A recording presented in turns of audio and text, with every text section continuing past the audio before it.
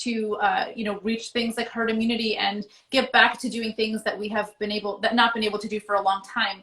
If there's an outbreak in one population, every population is at risk because, again, like I mentioned, viruses don't care about national borders. They don't care about state borders. And so we have to think about this as a community. Vaccines are one of the most altruistic things we can do. We do it for ourselves, but we do it for others. And if we're not making sure that people around us and people far away from us are getting protected, we risk the situation of more variants emerging and furthering that kind of finish line, that goal that we've all been working towards. Yeah. I mean, so much going on. Our friends and colleagues in India and Brazil really suffer. Yeah. I know other places around the world.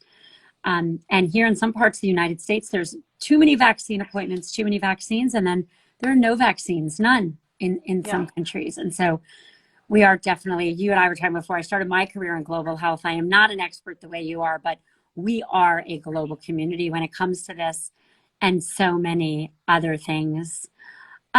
Jessica, before we leave, one more message for anyone watching. If anyone watching wants to help, what can they do?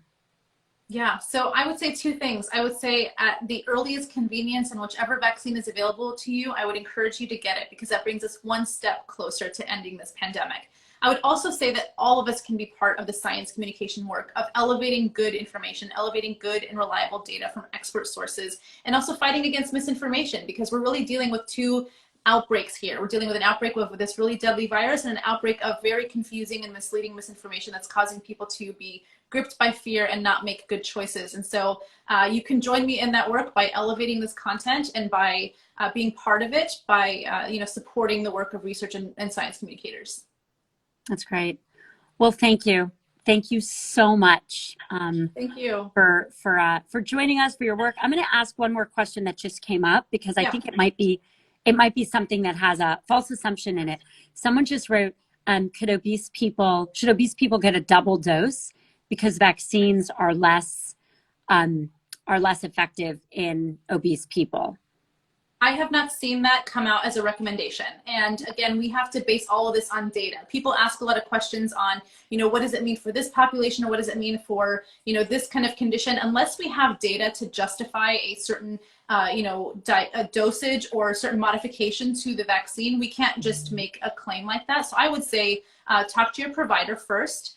See how they're managing your health conditions, and if they recommend getting fully vaccinated and taking extra precautions to reduce your risk, then I would follow their advisement.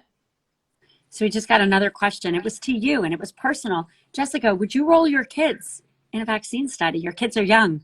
I would. I absolutely would. And I would because I love joining the scientific process. And I have been very compelled by the data that is already available for the 12 to 15 age group. Now, granted, I just mentioned my kids are quite younger, but I believe that, and like your doctor friend said, biologically, this is very good for kind of the age de-escalation for the other populations. We expect it to have really good results. Again, I'm not going to make a claim outside of data, but if I had the opportunity and the proximity to a vaccine trial in my area, I would enroll them. All right. Well, thank you. Thank you for continuing to answer so many people's questions, including mine and some of our participants today. Thank you for dedication. Thank you for being focused on pandemics long before any of us, or at least I was, focused on pandemics. It's always great to see amazing researcher in science, but especially great women doing great work. Thank you, Sheryl. Thank you for joining me today. Thank you all for watching and listening. Thank you. Stay safe, stay healthy. Bye, everyone.